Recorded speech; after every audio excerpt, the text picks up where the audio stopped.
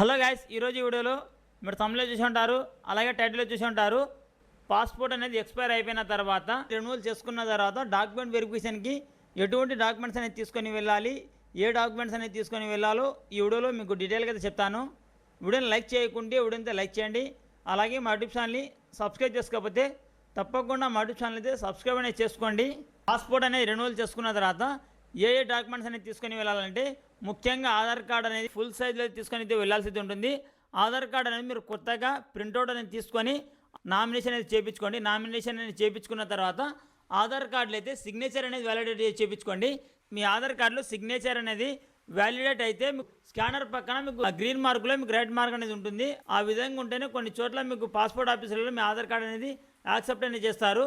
అందుకోసం ఖచ్చితంగా మీ దగ్గరలో ఉన్న నెట్ సెంటర్కి వెళ్ళి ఆధార్ కార్డ్ అనేది ఫుల్ సైజ్లో మీరు ప్రింట్అవుట్ అనేది తీసుకొని మీ ఆధార్ కార్డులో సిగ్నేచర్ అనేది వ్యాలిడేట్ అనేది చేయించుకోండి. వ్యాలిడేట్ చేయించుకున్న తర్వాత మీకు సిగ్నేచర్ వెరిఫైడ్ అని వస్తుంది, వచ్చి మీకు గ్రీన్ టిక్ అనేది వస్తుంది. అడ్రస్ ప్రూఫ్ కోసం ఖచ్చితంగా ఆధార్ కార్డుకు సంబంధించి జిరాక్స్ అనేది తీసుకొని అయితే వెళ్ళాల్సి ఉంటుంది. అలాగే మీరు డేట్ ఆఫ్ బర్త్ ప్రూఫ్ కోసం ఒకవేళ మీ పాన్ కార్డు కానీ మీరు పెట్టి ఉంటే మీ పాన్ కార్డు అనేది తీసుకొని అయితే వెళ్ళాల్సి ఉంటుంది. ఒకవేళ మీరు డేట్ ఆఫ్ బర్త్ ప్రూఫ్ కోసం పాన్ కార్డు కాకుండా 10th మార్క్ లిస్ట్ కానీ బర్త్ సర్టిఫికేట్ కానీ ఓటర్ ఐడి కానీ ఏదైనా మీరు డాక్యుమెంట్ పెట్టి ఉంటే ఒరిజినల్తో పాటు జిరాక్స్ అనేది తీసుకొని అయితే వెళ్ళాల్సి ఉంటుంది. పాస్పోర్ట్ అనేది రెన్యువల్ చేస్తున్నారు కాబట్టి మీ పాత పాస్పోర్ట్కి సంబంధించి మీకు 2 పేజెస్ అనేది జిరాక్స్ అనేది తీసుకొని వెళ్ళాల్సి ఉంటుంది.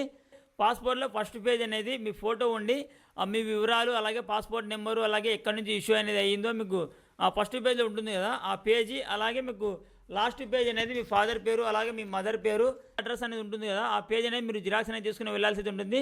పాస్పోర్ట్లో అయితే 2 పేజెస్ అనేది జిరాక్స్ అనేది తీసుకుని వెళ్ళాల్సి ఉంటుంది. జిరాక్స్తో పాటు మీ ఒరిజినల్ పాస్పోర్ట్ కూడా మీరు తీసుకుని అయితే వెళ్ళండి.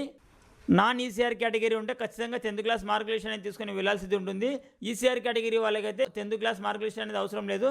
ఈ డాక్యుమెంట్స్తో పాటు మీరు పాస్పోర్ట్ అనేది రెన్యువల్ చేసుకున్న తర్వాత మీకు అప్లికేషన్ ఫామ్ వస్తుంది కదా అప్లికేషన్ ఫామ్ అనేది మీరు ఖచ్చితంగా తీసుకొని వెళ్ళాల్సి ఉంటుంది.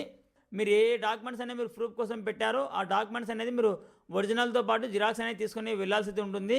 మీ పాస్పోర్ట్ అనేది ఒకవేళ ఎక్స్పైర్ అయిపోయి ఉంటే ఏ విధంగా రెన్యువల్ చేసుకోవాలో తెలియకుంటే నేను ఆల్రెడీ మా యూట్యూబ్ ఛానల్లో పాస్పోర్ట్ అనేది ఆన్లైన్లో ఏ విధంగా రెన్యువల్ చేసుకోవాలో నేను ఆల్రెడీ ఒక వీడియో అనేది పెట్టడం జరిగింది. మీరు ఆ వీడియో చూడకుంటే తప్పకుండా ఆ వీడియో చూడండి. వీడియో లింక్ నేను కింద డిస్క్రిప్షన్లో ఇస్తున్నాను. అలాగే ఎండ్ స్క్రీన్లో వీడియో అనేది ఉంటుంది. తప్పకుండా మీరు పాస్పోర్ట్ రెన్యువల్కి సంబంధించి వీడియోని చూడండి. వీడియో చూస్తే మీకు పాస్పోర్ట్ అనేది ఏ విధంగా రెన్యువల్ చేసుకోవాలో మీకు తెలుస్తుంది. ఇది ఫ్రెండ్స్ వాళ్ళ వీడియోని లైక్ చేయండి. అలాగే మా యూట్యూబ్ ఛానల్ని సబ్స్క్రైబ్ చేసుకోకపోతే తప్పకుండా మా యూట్యూబ్ ఛానల్ అయితే సబ్స్క్రైబ్ అనేది చేసుకోండి. Thank you for watching.